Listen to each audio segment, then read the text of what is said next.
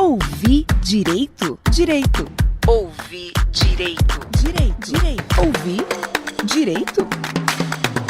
Ouvir direito. O podcast do IDEC, Instituto Brasileiro de Defesa do Consumidor. Olá, seja bem-vinda, seja bem-vindo ao Ouvir Direito, o podcast do IDEC. Essa é a versão para podcast da live realizada pelo IDEC sobre como garantir o acesso da população quando o tratamento ou vacina chegarem. Para debater o assunto, Maíra Matias, editora da newsletter Outra Saúde, do site Outras Palavras, conversou com a deputada federal Carmen Zanotto, que é enfermeira de formação e é relatora da Comissão Externa de Enfrentamento à Covid-19 na Câmara dos Deputados, com o médico infectologista e ex-ministro da Saúde Alexandre Padilha, que é deputado federal, com o Pedro Vilardi, coordenador de projetos da Associação Brasileira Interdisciplinar de AIDS e do GTPI, que é o Grupo de Trabalho sobre Propriedade Intelectual, e com o Matheus Falcão, advogado do IDEC, especialista na área de saúde. Durante essa gravação, a conexão do deputado Alexandre Padilha caiu em algum momento, por isso tem um corte na fala dele e que depois é retomada, por isso talvez você estranhe um pouquinho, mas não se perde nenhum conteúdo com essa edição. Vamos ouvir? Desde que o coronavírus se espalhou pelo mundo e mudou drasticamente a nossa rotina, tudo que a gente mais quer, mais espera, é um medicamento eficaz contra a doença, uma vacina segura para que a gente possa retomar as nossas atividades sem medo da contaminação. Mas a gente sabe que não basta só encontrar esse remédio ou desenvolver uma vacina, porque essas tecnologias, na verdade, precisam estar à disposição de todo mundo. E os preços, para isso, precisam ser justos. Então, tudo isso envolve uma questão que precisa ser enfrentada agora, que é exatamente questionar as patentes desses produtos. Para discutir esse tema, nós recebemos hoje a deputada federal Carmen Zanotto, deputado federal Alexandre Padilha, Pedro Vilardi, e finalmente a gente entra com o Matheus Falcão.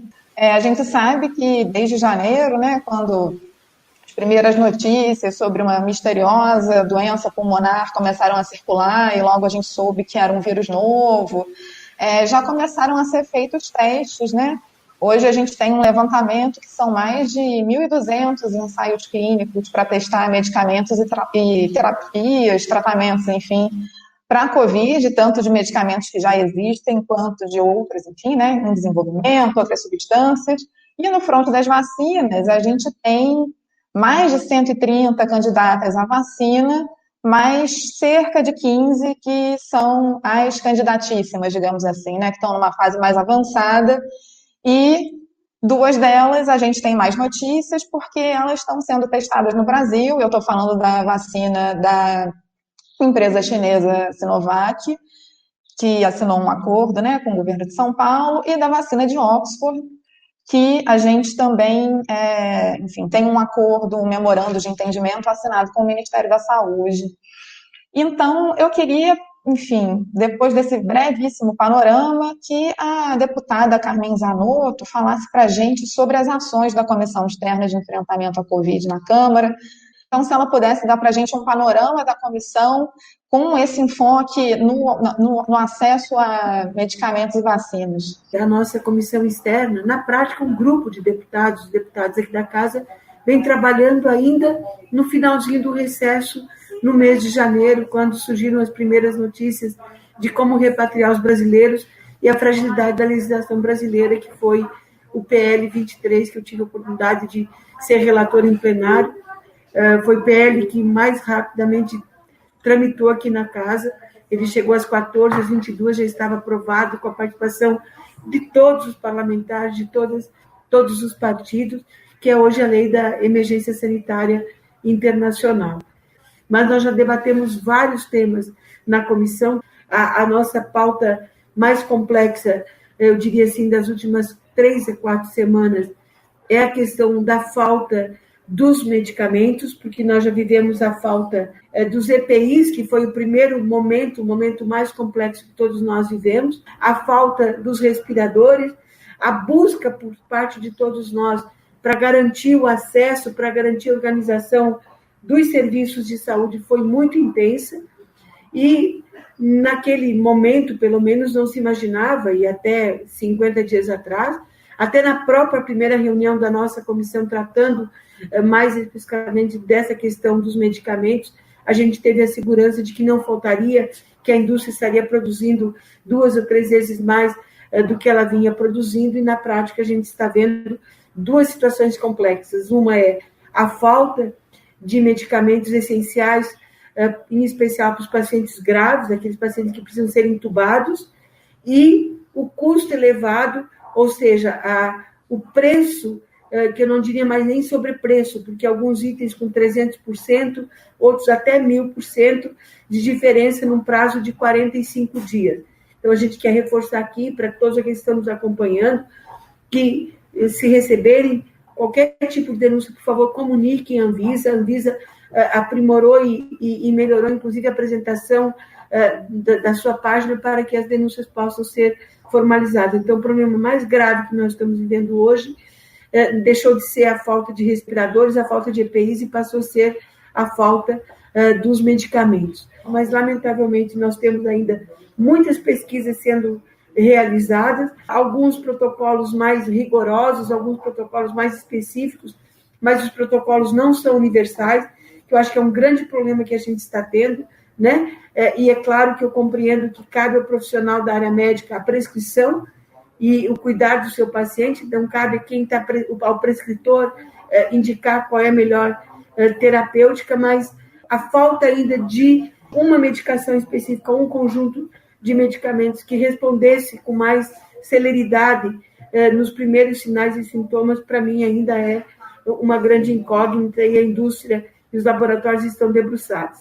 As vacinas, e daqui a pouco pode ser que a gente tenha até as vacinas que a gente pensava com 2 anos, 1 ano e meio, porque nós temos que pensar que tanto o medicamento que melhor vai responder para o tratamento, quando ele for concluído nas suas pesquisas, assim como as vacinas, a gente tem que tratar isso como uma coisa para a humanidade, uma coisa que não pode, a gente tem que pensar nos países e nas populações menos favorecidas, como é que vão ter o acesso a isso. Então, isso não pode ser daquele apenas que descobriu e que vai produzir. Como a gente fazer com que isso possa chegar, e nós temos no Brasil, eu diria, sem sombra de dúvidas, o melhor sistema de imunização do mundo. Então, não é por nada também que escolheram o Brasil para fazer pesquisa, gente. A gente não é cobaia, não. Nós temos um histórico dentro do Sistema Único de Saúde que precisa ser reconhecido e valorizado sempre, que é alguns programas que se consolidaram durante os anos, em especial o Programa Nacional de Imunizações, que é um orgulho para todos nós, eu tenho certeza absoluta. Então, as pautas estão imensas e a gente está aqui à disposição para esse diálogo com vocês. Muitíssimo importante o trabalho da comissão e o trabalho da Câmara dos Deputados, do Congresso no geral, mas da Câmara particularmente, porque é exatamente a casa que tem essa interação com a sociedade, né? Com a população. E tem uma iniciativa que partiu da Câmara, e a gente está falando aqui com 2 deputados que protocolaram essa iniciativa, que é o projeto de lei 1462, que ele, de fato, abarca tudo isso, né? Ele abarca vacina, medicamento, equipamento de proteção individual, enfim. Ele pensa num conjunto de tecnologias de saúde que são necessárias em um momento em que você está numa emergência sanitária internacional ou nacional, e você precisa dar conta disso rápido. Então, eu gostaria muito que o deputado Alexandre Padilha ele explicasse para a gente um pouco melhor esse projeto, para quem não conhece.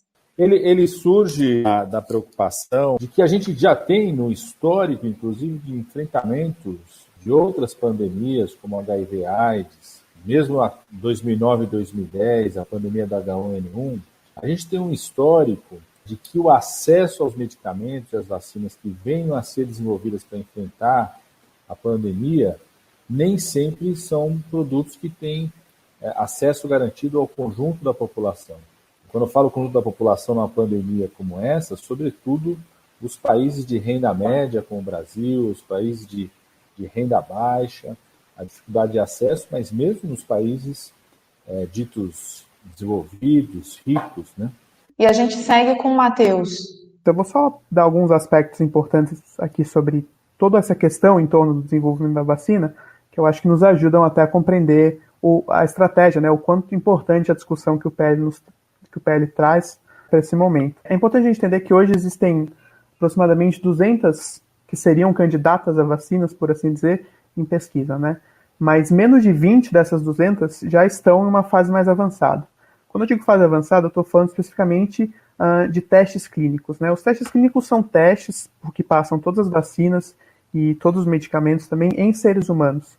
Quando a gente fala que um medicamento é indicado, tem um registro adequado para aquela doença específica, ele passou tanto uma etapa pré-clínica, que é uma etapa que envolve teste laboratorial, teste em animais, e passou em seguida por uma etapa de teste em seres humanos, né? Por isso que é até importante que os medicamentos passem por os medicamentos que nós utilizamos passem por todas essas etapas, né? Mas voltando aqui à questão da vacina. Nós temos aí em torno de 20 vacinas que já estão nessa etapa final de testes clínicos. Os testes clínicos geralmente têm 3 fases, de forma que, um tanto simplificada, mas uma fase 1 que vai se preocupar sobretudo com a segurança dessa candidata à vacina ou ao medicamento, uma fase 2 que já inclui uma população um pouco maior de pessoas, né, participando, que vai se preocupar com já aspectos relacionados à eficácia dessa substância, né, quanto agente imunizador ou agente terapêutico, no caso de um medicamento, né, e a fase 3, que é a fase que vai se preocupar sobretudo com a eficácia, e aí já se testa numa população bastante maior, numa população bastante grande, né,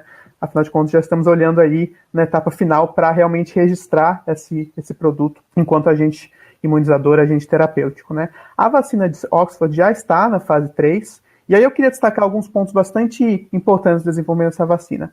Essa vacina é uma vacina que nasce de uma grande empreitada pública, né? Só citar um dado aqui, 65,5 milhões de libras esterlinas inglesas do governo britânico, investidos na Universidade de Oxford, também uma universidade pública, para desenvolver essas primeiras etapas dessa vacina. Não à toa o nome vacina de Oxford, né? Em um certo momento, a universidade licencia essa vacina para uma empresa, uma multinacional, a AstraZeneca, né, que, de uma forma também um pouco mais geral aqui, fica responsável agora pela vacina a nível global, e é justamente essa empresa, num acordo com o governo brasileiro, que traz a vacina para o Brasil, por assim dizer. E aí o que significa a vacina vir para o Brasil?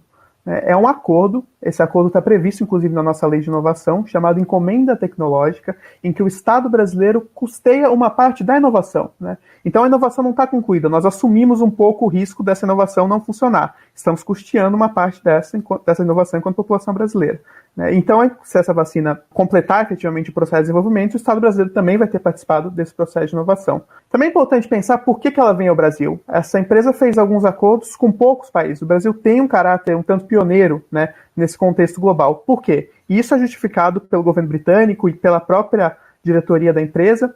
Nós congregamos aqui no nosso país algumas características que auxiliam, né, o desenvolvimento da vacina. Primeiro, como a deputada Carmen Zanotto, inclusive, destacou, uma estrutura pública extremamente relacionada ao SUS, né, um programa de imunização já muito bem consolidado, mas mais do que isso, instituições públicas de pesquisa e de produção de medicamentos e vacinas que fazem do Brasil um ponto estratégico, né? A Maíra destacava essas duas vacinas, tanto a Sinovac, né, a empresa chinesa que faz essa parceria com São Paulo, quanto a vacina de Oxford. As duas parcerias são com laboratórios farmacêuticos públicos, o Butantan em São Paulo e o Instituto de Tecnologia em Imunobiológicos, né, no caso da vacina de Oxford, que é mais conhecido como Biomanguinhos, uma unidade da Fiocruz. Então é importante destacar o quão relevante é nossas estruturas públicas de pesquisa nesse momento, né? E são justamente essas estruturas que vão produzir a vacina para a população brasileira, caso ela seja efetivamente desenvolvida. Outro aspecto que a própria empresa destaca para justificar a vinda da vacina do Brasil, claro, é a nossa triste realidade epidemiológica, né? O Brasil, como é bem sabido, é um dos epicentros da pandemia no momento. Então, para testar a vacina da Covid-19, se justifica-se um território que tenha muitos casos, né?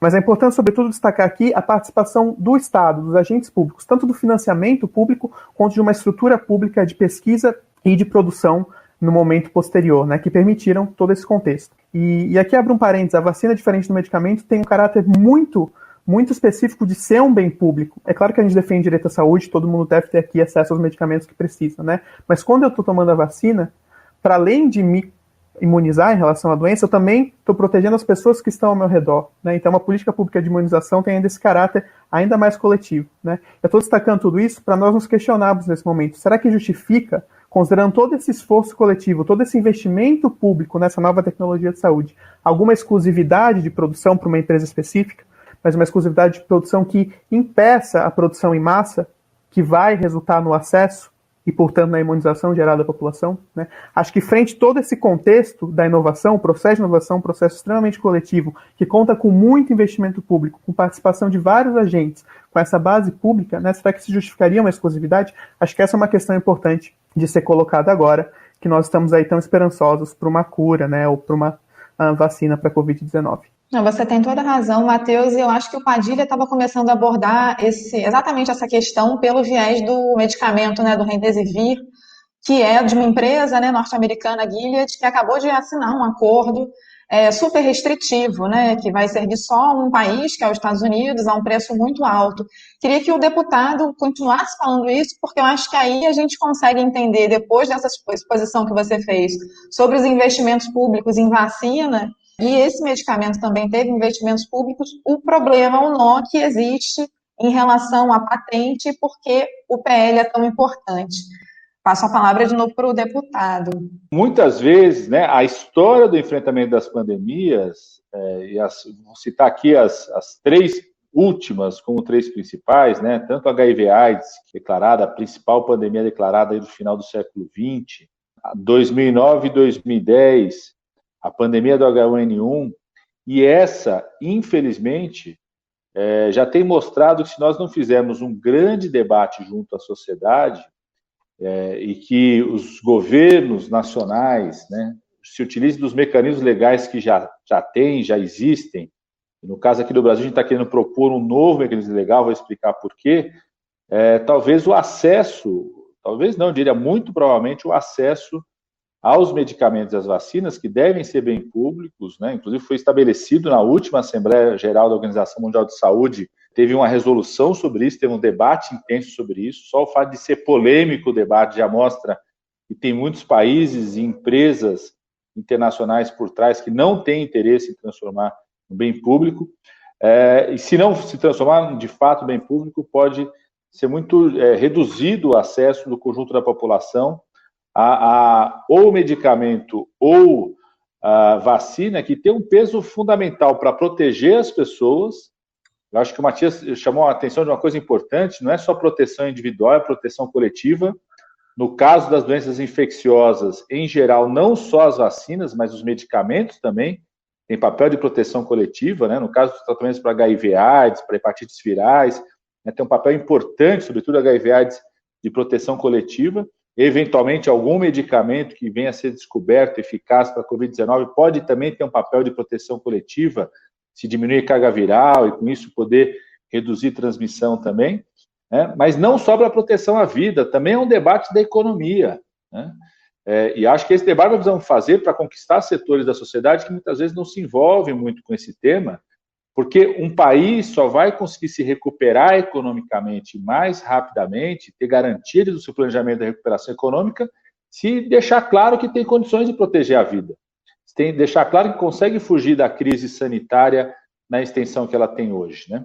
Então, o histórico recente, eu quero dizer recente, já é o episódio dessa empresa da Gilead, mas também dos projetos de vacina, são históricos que têm mostrado que não existe interesse claro de algumas empresas internacionais que se apropriam de financiamentos públicos. O Matias citou em relação à vacina, a Gilead recebeu mais de 70 milhões de dólares para o desenvolvimento desse antiviral, não necessariamente querem fazer uma oferta pública, muitas vezes até participam, Maíra, de alguns fundos internacionais de apoio a países de renda baixa.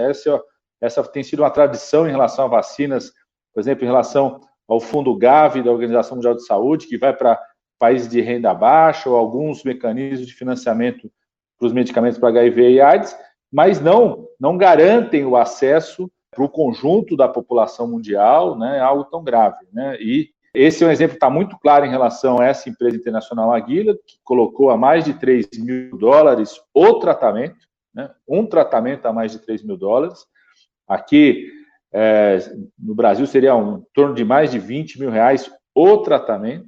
E também dos 2 projetos de vacina que estão em desenvolvimento no Brasil, mas que até agora não está claro nos contratos que a transferência de tecnologia será o que nós chamamos de uma transferência de tecnologia aberta, né? Ou seja, não só a transferência dos conhecimentos, da mecanismo de produção, mas de quem vai registrar a vacina aqui no Brasil.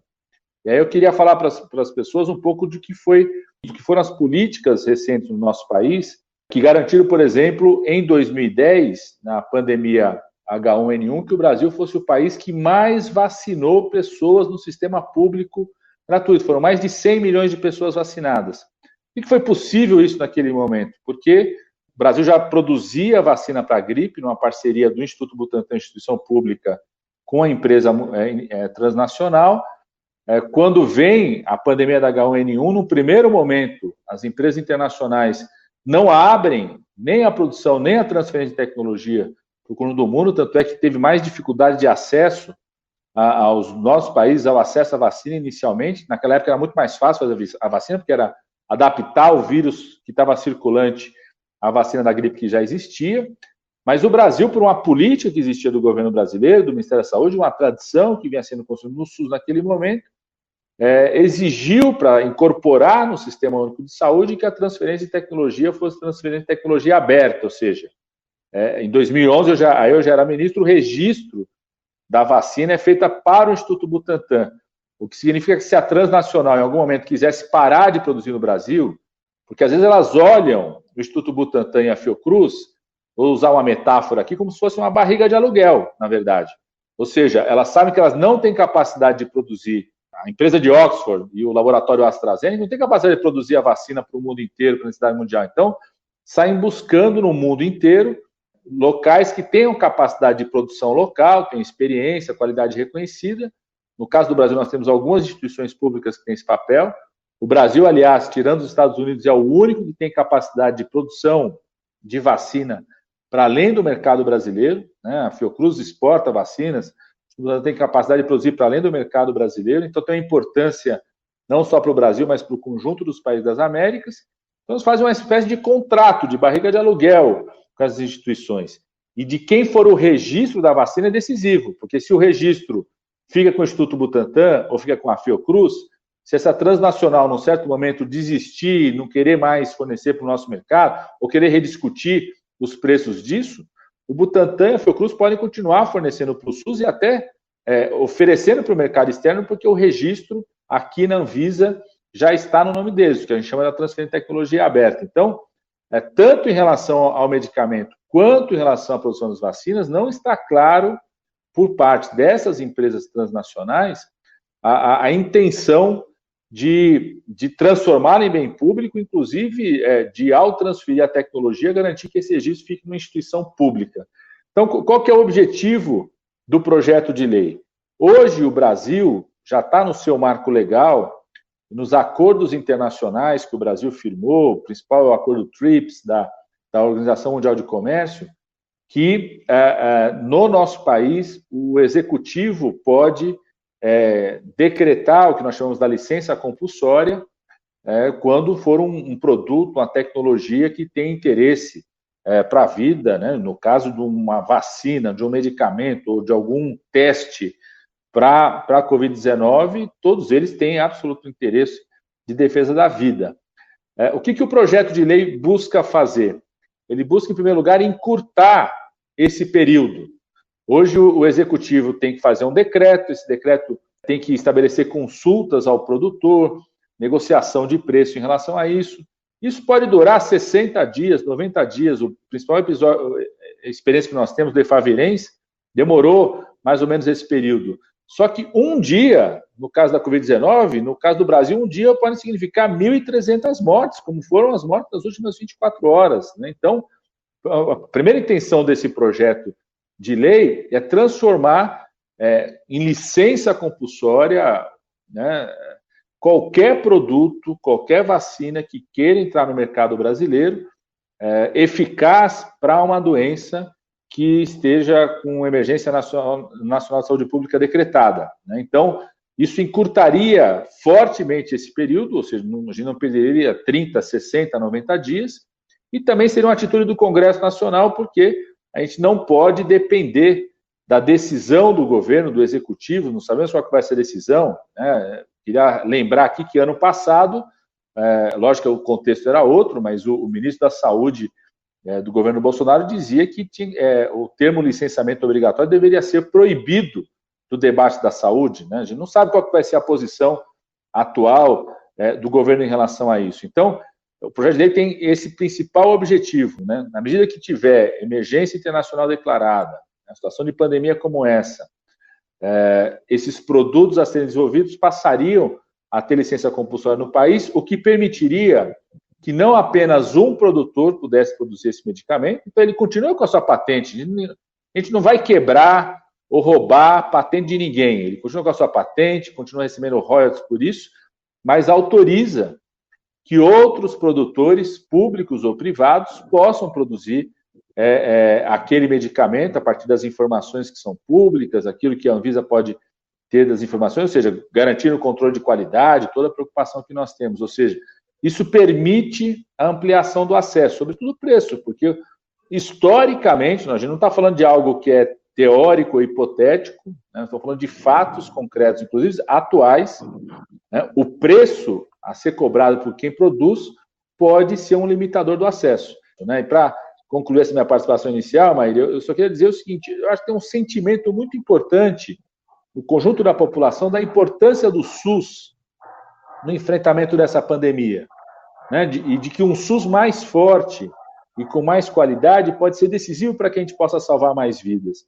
O SUS não é só o atendimento, não é só ampliar atendimento, mas o SUS também é essa capacidade de ter um sistema nacional público que, por buscar ter como objetivo a saúde como direito, ele estabelece regras reguladoras para que a participação do setor privado não seja algo que seja impeditivo do acesso, não seja algo que jogue contra o direito à saúde. Então, o SUS, né, não é só a ampliação do atendimento, mas é o SUS, fortalecimento dessas duas instituições públicas, o Butantan e a Fiocruz, que só são do tamanho que são por existir um sistema único de saúde, né, e o SUS com normas e acompanhamentos, e no caso a licença compulsória é um mecanismo legal fundamental para a garantia do direito à saúde, com instrumentos que possam permitir, né, que esse direito de fato seja garantido e executado, e não que o acesso a esse direito seja criado um obstáculo por mero interesse de aferir lucro de algumas transnacionais ou de qualquer setor privado que seja detentor de algum conhecimento e inovação tecnológica, que, em geral, no caso da Covid-19, todas as vacinas estão sendo produzidas e os medicamentos estão sendo avaliados, todos eles receberam financiamento público em algum momento para o seu desenvolvimento. Ouvir Direito, o podcast do IDEC. A pandemia do coronavírus escancarou a importância de uma das maiores conquistas dos brasileiros, a importância do SUS, Sistema Único de Saúde. O SUS está na distribuição de vacinas e medicamentos, nos tratamentos, transplantes, na vigilância sanitária, nos acompanhamentos preventivos e em tudo que está ligado à saúde da população no Brasil. E o SUS é para todos. Para te ajudar a saber como usá-lo e melhorá-lo, o IDEC criou um guia chamado O SUS é Seu, que assim como o SUS é gratuito. Acesse idec.org.br/SeuSUS e baixe esse e-book. Entenda melhor como o SUS funciona, como reivindicar seus direitos em saúde, solicitar medicamentos gratuitos e, consequentemente, contribua para a melhoria dos serviços de saúde para todos. idec.org.br/SeuSUS. Eu acho que quando se fala em patente, quando se fala nesse tipo de linguagem que é, às vezes, um pouco difícil da população em geral entender, se tem, ainda mais agora que a gente está vivendo esse momento de polarização, né, se tem a impressão que é alguma coisa de outro mundo, que é alguma coisa que nunca foi feita, que é uma pauta, enfim, né, não vou falar aqui os termos que se usam, mas enfim, né, essas pessoas hoje em dia gostam de falar do globalismo ou alguma coisa assim. Então, eu queria te perguntar, Pedro, Eu queria que você primeiro explicasse para a gente alguns desses termos e explicasse para a gente por que que nada disso é novo, como países estão fazendo isso nesse exato momento, na pandemia. A gente tem exemplos que estão acontecendo agora, mas a gente também tem exemplos bem-sucedidos que aconteceram com outras, enfim, né, com outros problemas de saúde, outros problemas sanitários. E antes de passar a bola para você, eu só vou ler aqui um comentário que chegou, foi o Felipe, e ele falou o seguinte, que o comportamento das empresas não é surpresa.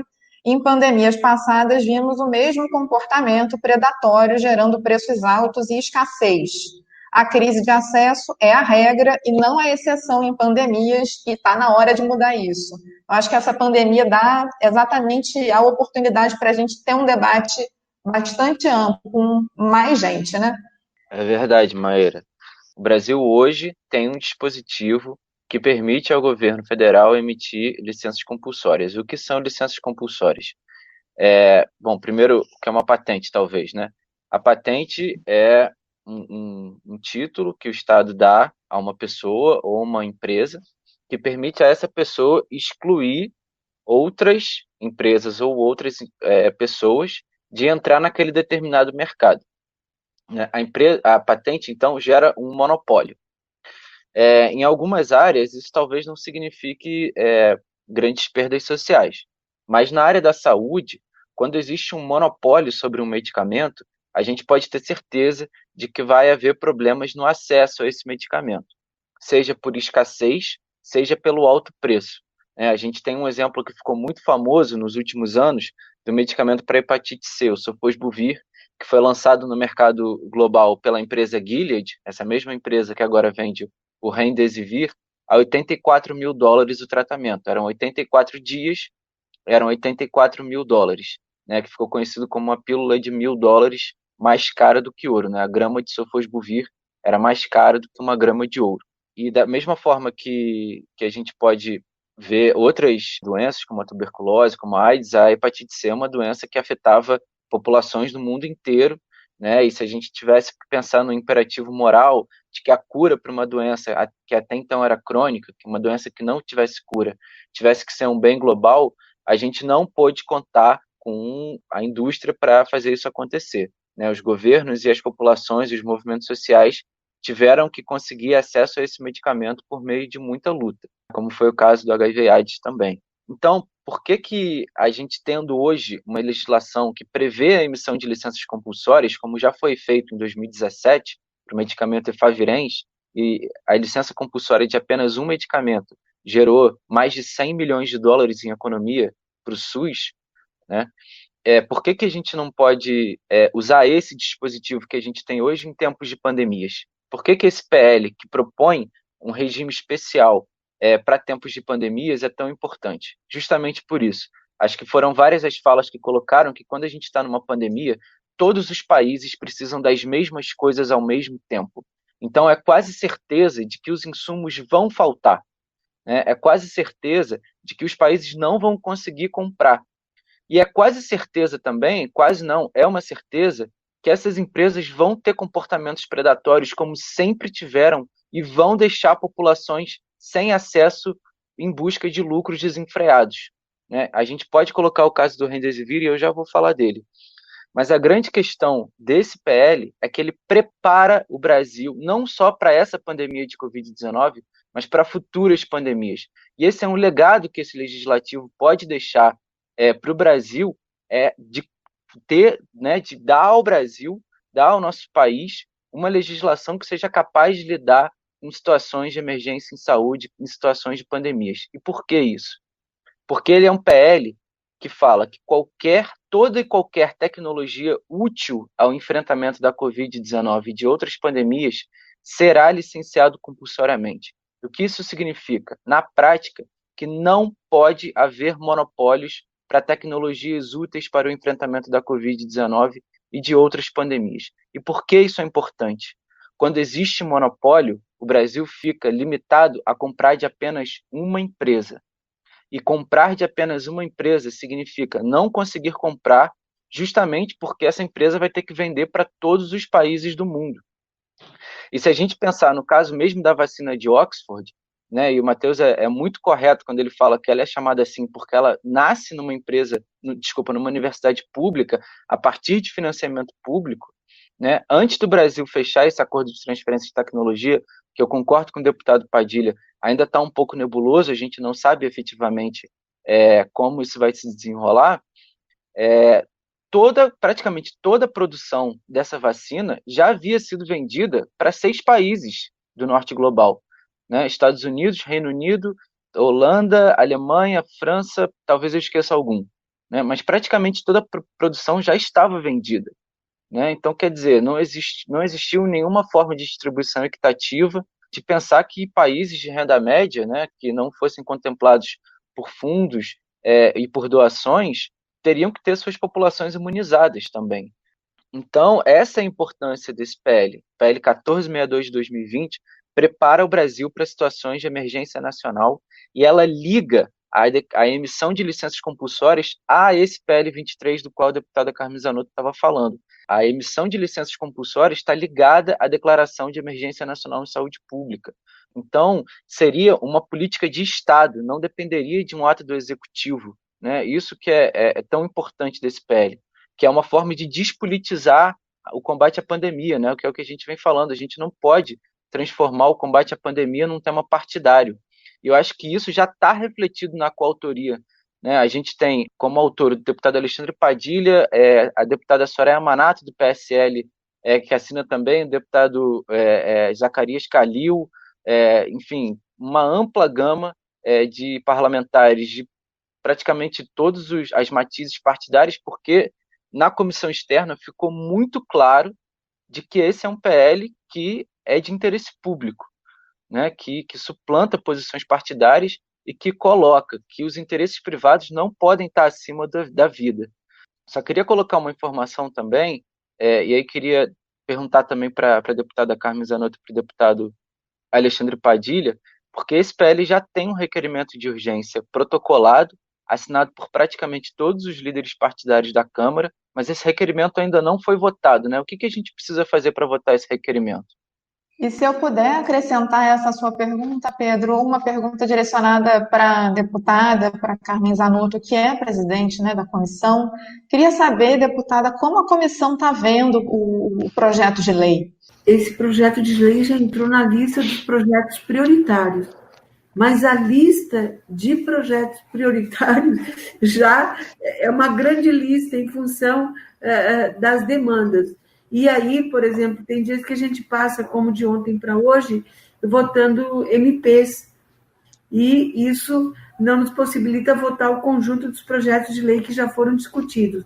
Nós temos vários projetos de leis que estão com requerimento de urgência, projetos de leis que têm impacto financeiro, outros não têm impactos financeiros, mas que são relevantes. Por exemplo, eu tenho um projeto de lei que eu pedi para a gente utilizar os ônibus escolares, autorizar os ônibus escolares para o TFD, o transporte dos pacientes fora do domicílio, ou mesmo dentro do domicílio, para os trabalhadores da área da saúde, que eles estão parados, e que a gente só teria o quê? A saúde assumiria o gasto do combustível, porque o motorista também está contratado pela prefeitura, porque esses ônibus, né, ou através de emendas, ou de aquisição por parte dos municípios, estão lá. E a gente não consegue tramitar tudo com a vontade e o desejo que nós temos. Agora, a participação da sociedade no encaminhamento, por exemplo, eu já tenho aqui o pedido do Conselho Nacional de Saúde, que é uma moção de apoio a este projeto de lei, né? Então, gerar essa demanda, gerar esse debate, questionar, né, Padilha, e demandar os parlamentares dos seus estados, explicando a eles a importância desse texto, que, como foi bem dito aqui pelo Pedro, acho que foi o Pedro, né, que disse, com relação, ou Matheus, me perdoe, o conjunto de parlamentares que assinaram, né? Nós temos aqui PT, Cidadania, PCdoB, Podemos, PSL, PSB, DEM, enfim, nós temos uma gama de partidos que são coautores. Então, esse projeto de lei ele passa a ser uma preocupação do coletivo da nossa casa, fica, inclusive, mais fácil para tramitar. Por exemplo, o deputado Padilha construiu o projeto, isso a gente precisa reconhecer aqui, ele é o autor principal, né? E qual é a prática que a gente está tendo? A gente coloca no grupo de parlamentares da comissão aqueles que querem fazer a coautoria. Nós temos projetos que estão saindo com 20, com 30, com 50 coautores, pela importância e pela afinidade do tema que cada um tem. Então, isso também ajuda, porque quando tem um coletivo defendendo aquilo, aquele projeto, é mais fácil. Mas a gente tem essas questões, sim, de demanda, da pressão daqueles que não querem aprovação, né? E aí a gente tem que ter uma posição forte daqueles que desejam a aprovação do projeto, e vocês podem também, com certeza, estar apoiando, em especial, demandando aos parlamentares dos seus estados sobre a importância da aprovação. Eu acho, viu, Maíra, se eu puder complementar, primeiro tem um passo inicial que foi muito importante, como foi dito pela deputada Carmen Zanotto, pelo Pedro Village, de que é a amplitude do projeto, né? Eu nesse projeto, deputada Carmen Zanotto, eu fui mais uma ferramenta, porque ele surgiu, inclusive, da demanda da sociedade civil. Foi quem trouxe a ideia do projeto até o nosso gabinete e a comissão, por exemplo, foi o Fórum de Entidades de ONGs de enfrentamento a HIV, AIDS e hepatites virais do Estado de São Paulo, o Grupo de Trabalho de Propriedade Intelectual. Quando nós debatemos na comissão, na primeira sessão que foi debatida na comissão, que já foi aprovado com prioridade, como foi dito aqui pela deputada Carmen Zanotto, outros parlamentares tinham projetos similares, buscaram todos a construir de forma conjunta, então ele já saiu com 14 parlamentares assinando, e depois outros parlamentares, quando foi agora para o Colégio de Líderes, de outros partidos também pediram coautoria. Então, eu diria que hoje nós temos coautoria de todos os espectros na Câmara dos Deputados, e eu diria, Pedro, primeiro, debates como esse são muito importantes, porque esse não necessariamente é um tema, né? As pessoas se dão conta do problema, principalmente quando ele começa a aparecer de fato, né?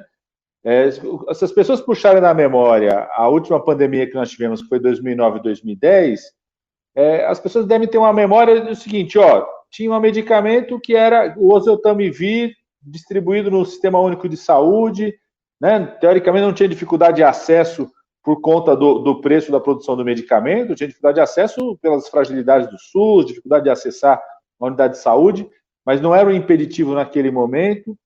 A vacina, no primeiro momento, foi um impeditivo, tanto é que ela ficou restrita nos primeiros meses aos países do hemisfério norte, às nações mais ricas, mas logo depois já teve a capacidade de produção no Brasil. Então, as pessoas podem ter na memória, né, aquelas campanhas de vacinação da H1N1. Então, às vezes, eu acho que as pessoas se acostumaram, ao longo dos últimos anos, ao SUS e tendo capacidade de ampliar, de incorporar um conjunto de medicamentos e vacinas. Então, num primeiro momento, pode parecer distante para as pessoas a hipótese, porque realmente para todo mundo, né, é uma hipótese absurda de que alguém queira ganhar lucro num momento de uma pandemia como essa, né? Mas, infelizmente, esse que é o jogo, e eu acho que quando a gente fala do caso da Gilead e do Remdesivir, vai deixando mais claro para as pessoas isso. Quando a gente fala um pouco desses dois projetos de vacina que o Brasil está participando e que a gente não tem garantia de transferência de tecnologia aberta, ou seja, que o registro seja para o Fiocruz, seja para o Instituto Butantan, pode significar restrições muito importantes de acesso. Então, a gente poder trabalhar, quero agradecer muito o IDEC, vocês poderem promover esse debate, porque eu, inclusive, né, eu acho que o pessoal, tanto do Fórum de ONGs de enfrentamento à AIDS, HIV e hepatites virais, quanto o pessoal do GT de propriedade intelectual, acho que perceberam isso na conversa com líderes de outros partidos. No primeiro momento, os deputados até achavam assim, mas será que precisa mesmo, de fato, ou não? Né? E quando vocês vão mostrando essas notícias, vão mostrando as informações, falam, opa, eu quero assinar. Então, vários parlamentares que não estavam no debate no primeiro momento, quero assinar, temos que votar, precisamos garantir essa votação. Eu acho que esse movimento é muito importante, esclarecendo, na medida que vão surgindo cada debate que a gente for fazendo, a gente for questionando essa situação, a gente vai criando também um clima que contribui para a votação na Câmara dos Deputados. Então, a sociedade civil, que desde o começo, né, pensou e construiu o projeto, não tenho dúvida nenhuma, pode ter um papel fundamental para que a gente crie um clima na Câmara dos Deputados e no Senado para a aprovação do projeto e depois de mobilização junto ao governo para que não exista qualquer tipo de veto também ao projeto. Isso acontece em outros países, sim, e das várias matizes ideológicas, assim como o tema da licença compulsória é um tema que está sendo assumido por parlamentares de vários partidos, então não é um projeto de um partido, nem de uma cor ideológica, necessariamente, né? Sobretudo numa situação de pandemia, de risco real à vida das pessoas, mas vários países, os seus parlamentos tomaram atitude de aprovação. Então, por exemplo, Israel, a coalizão que governa Israel hoje, a partir do seu parlamento, é uma coalizão de direita e ultradireita, aprovou um projeto de licenciamento compulsório. A Alemanha, que é um grande produtor de inovação, tecnologia, conhecimento, tem várias transnacionais na Alemanha, aprovou licenciamento compulsório numa situação de emergência de saúde pública como esse. Aqui na América Latina, a Colômbia, o Chile aprovaram, ou seja, então a gente poder pegar essas experiências de outros países do mundo, acho que ajudam também a mostrar que aqui nós estamos falando de uma questão de vida. E no caso do Brasil, que é um país de renda média, né, não ter uma política muito clara do acesso aos medicamentos pode significar um impacto muito negativo no acesso da população a esses medicamentos e a vacina. Não é à toa que a Gilead, enfim, né, está vendendo a preço de ouro o Remdesivir só para os Estados Unidos por enquanto, mas quando ela escolheu, né, um grupo de países em que esses países poderiam começar a produzir, o Brasil não estava entre eles, justamente porque é um país de renda média, né? Então parece que a gente não está precisando, mas enfim. Eu queria, antes de passar a palavra para o Pedro, que eu sei que ele tem uma questão, uma provocação a fazer, eu queria só que o Matheus falasse, porque essa questão das assinaturas, no caso da vacina de Oxford, né? O memorando de entendimento que a Embaixada do Reino Unido e a AstraZeneca firmaram com o Ministério da Saúde. Num primeiro momento, vamos produzir 30 milhões de vacinas, né, até o final do ano, e depois, se tudo der certo, se a vacina for eficaz, for segura, a gente pode produzir mais 100 milhões. Porque isso parece uma notícia muito boa e é muito difícil, às vezes, entender que a gente pode só receber essa tecnologia, invasar ela por um período muito pequeno de tempo e depois dar adeus, assim, porque ou o preço vai ficar muito alto ou porque a gente vai perder o poder de fazer mais vacinas. Afinal de contas, somos 210 milhões de habitantes. Então, eu queria que o Matheus explicasse um pouco isso. Bom, você muito breve aqui. Obrigado, Maíra, pelas palavras. Como você falou, existe um memorando de entendimentos, que é uma etapa um pouco preliminar a um contrato, né? E esse contrato seria aí entre o governo brasileiro, envolvendo a Fiocruz, e essa empresa AstraZeneca que teve a vacina de Oxford, né, licenciada para si. Eu destacaria 2 pontos que mereceriam, digamos assim, nossa vigilância, nossa atenção nesse futuro contrato, um pouco até que o deputado Padilha já falou. Primeiro, o quanto dessa tecnologia de produção da vacina vai ser efetivamente transferido para a Fiocruz. Porque uma vacina tem várias etapas de produção, desde lá do insumo farmacêutico ativo, né, o princípio ativo, até a embalagem. Então, o quanto dessa tecnologia vai ser efetivamente transferido ao Brasil? Esse é um primeiro ponto. Outro ponto que merece nossa atenção, ainda que seja transferido para a produção aqui no Brasil, se nós temos a patente, né, da vacina, quem define o quanto o Brasil vai produzir e a que preço ainda é a empresa que tem a patente. Então pode até ser que seja produzido pela Fiocruz, mas fica tudo ali na mão da empresa, né? Então são 2 pontos importantes e nesse processo de emergência aí do contrato que deve surgir nos próximos dias, são 2 pontos que merecem nosso destaque. Além, claro, de ser um contrato que envolve muito dinheiro público, né? O Estado brasileiro está custeando parte desse processo de inovação, reiterando aí o argumento de que ele é um processo de inovação financiado por vários atores com muito investimento público. IDEC, Instituto Brasileiro de Defesa do Consumidor. Tereza Liporassi, coordenadora executiva do IDEC. Olá, quero te fazer um convite. Olha só, abrimos todo o conteúdo exclusivo do site do IDEC, produzido por nossos especialistas para ajudar você, consumidor, a superar as suas dificuldades nesse momento. Há mais de 30 anos, lutamos por relações de consumo mais justas e não seria diferente agora. Todos nós tivemos que mudar de uma hora para outra nossa rotina para preservar a nossa saúde e exercer o nosso papel de cidadão no combate à crise do Covid-19. Muitos consumidores têm entrado em contato conosco, trazendo dúvidas e em busca de orientações sobre, por exemplo, como garantir qualidade nos serviços educacionais, como obter o atendimento nos planos de saúde, como renegociar as suas dívidas nesse momento tão difícil. Todo esse conteúdo você encontra no nosso site. E se você não encontrar a informação que você está em busca, escreve para a gente produziu um formulário exclusivo para você compartilhar sua dúvida de consumo e ela será considerada na atualização diária que a gente vem fazendo desses conteúdos específicos. Ela vai ajudar não só você, mas todos os consumidores que estão precisando dessa ajuda nesse momento. Enquanto isso, a gente está lá cobrando das autoridades medidas que respeitem os direitos do consumidor. E vamos informar para você todos os dias o que nós estamos fazendo nesse sentido. Mais do que nunca, a gente precisa estar junto para superar essa crise. Conte com o IDEC. Bem rapidinho, queria ilustrar isso que o deputado Padilha traz, uma pergunta que você me fez e eu esqueci de responder. Até onde a gente conseguiu mapear, 10 países têm iniciativas para modificar suas leis ou mesmo emitir licenças compulsórias. E grande parte deles no chamado Norte Global, né? Países ricos, Alemanha, Canadá, Israel. E a gente também tem que lembrar que os Estados Unidos é o país que mais emitiu licenças compulsórias na história. Até hoje são mais de 100 em diversos campos tecnológicos, não só para a saúde, mas os Estados Unidos é o país que mais emite licenças compulsórias, né? E se a emissão de licenças compulsórias, se suspender monopólios, fosse o que causasse atraso no desenvolvimento tecnológico, eu acho que os Estados Unidos não estaria na posição que está hoje. Fico muito confortável de dizer. Eu queria também só dar alguns dados sobre o Remdesivir, né, para a gente reforçar a importância desse PL. Né? A Gilead anunciou que para os países de renda média e renda média baixa, o tratamento de 5 dias com Remdesivir vai ser vendido a $2.340.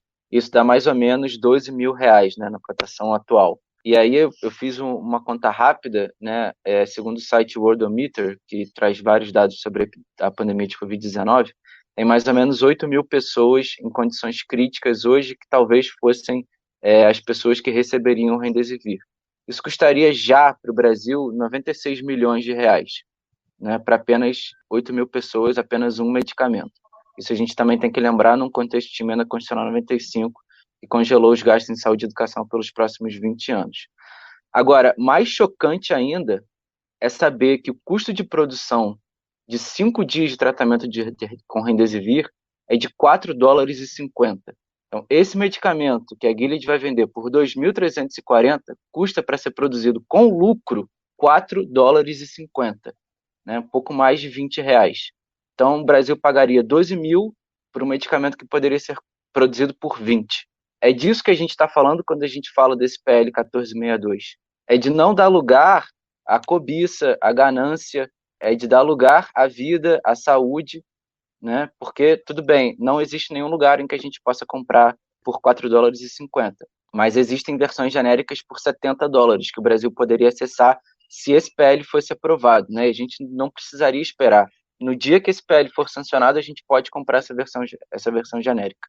Não, é impressionante a diferença de preço, né? É muito chocante quando a gente abre, né? Não é à toa que também no ano passado isso foi uma discussão super importante na Assembleia Mundial da Saúde, né? A transparência, as empresas abrirem de fato os custos, a planilha, porque você tem ONGs que fazem uma projeção do que aquilo custa, mas a gente não sabe muito bem, né? E não sabe também o quanto de investimento público teve ali. Gente, foi muito bom. Eu vou começar o encerramento, a nossa despedida. Pedro, então, começa a se despedir. Queria agradecer muito ao IDEC o convite, agradecer muito a deputada Carmen Zanotto e Alexandre Padilha por estarem nesse trabalho super forte e dedicados, né, ao enfrentamento da Covid-19. Né? O Legislativo tem tido um papel muito importante.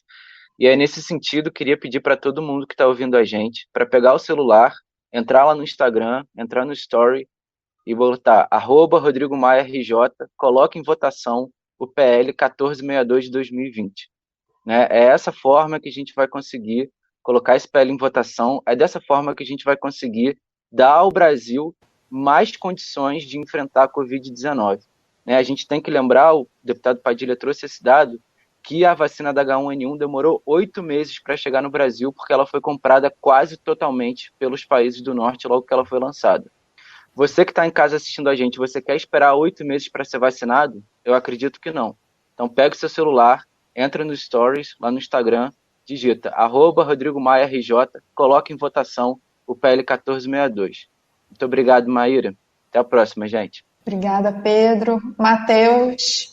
Bom, acho que falo aqui também em nome do IDEC, né? Eu queria agradecer muito a presença da deputada Carmen Zanotto, do deputado Alexandre Padilha, do Pedro. Você, Maíra, muito obrigado por essa noite muito produtiva de debates. Também reitero aqui o que o Pedro falou. E que nós estamos perto, né, de realmente chegar essa vacina, mas ainda restam muitas dúvidas, como vimos hoje, a que momento essa vacina chegará a nós e a todo mundo que precisa. Obrigada, Matheus.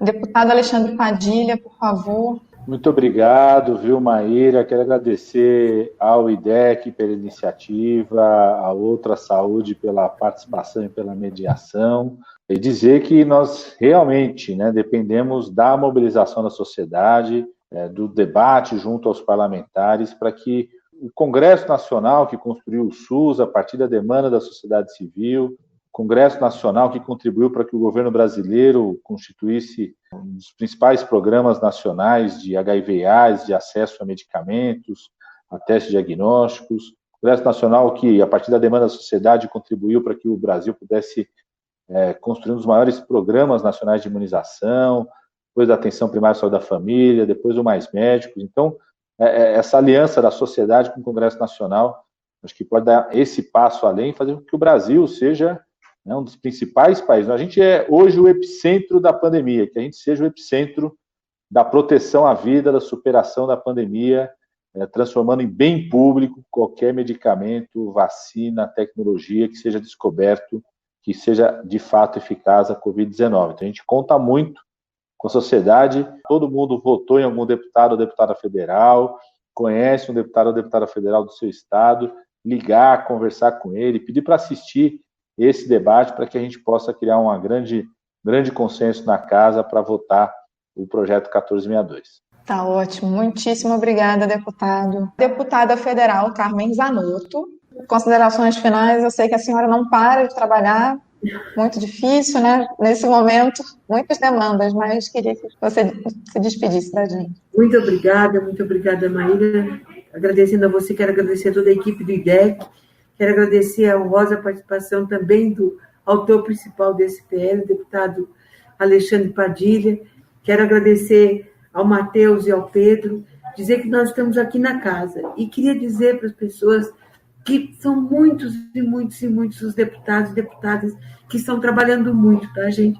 Essa nova forma da gente votar, da gente acompanhar, ao mesmo tempo que a gente está acompanhando uma sessão, se nós estivéssemos vivendo um momento antes da pandemia, com certeza essa reunião não estaria acontecendo, porque nós estaríamos lá no plenário. Então, também para as pessoas compreenderem que a democracia é importante, o parlamento é importante, e o exercício dos parlamentares é muito importante. Então, agradecer a todos esse honroso convite que eu recebi, dizer que eu acredito muito que um dos legados positivos desta pandemia que ela terá que nos deixar é o reconhecimento do nosso Sistema Único de Saúde, o reconhecimento da importância do financiamento adequado para esse Sistema Único de Saúde. Então, muito obrigada.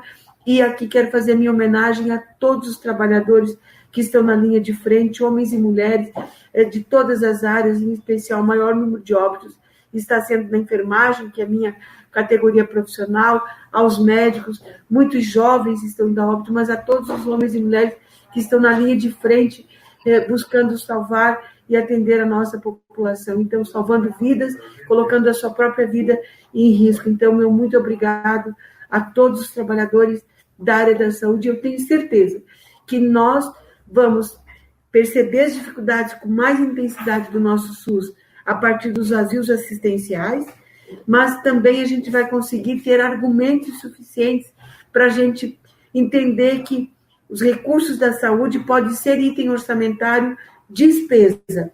O item é despesa, porque eu não inauguro uma cirurgia, um tratamento de câncer, uma cobertura vacinal, mas que a gente passe a conseguir compreender que isso é investimento na vida das pessoas. Muitíssimo obrigada a vocês que ficaram com a gente até agora.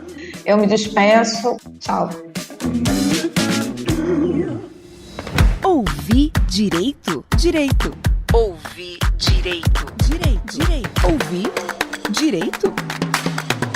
Ouvir direito. O podcast do IDEC, Instituto Brasileiro de Defesa do Consumidor. Consumidor. Consumidor. Consumidor.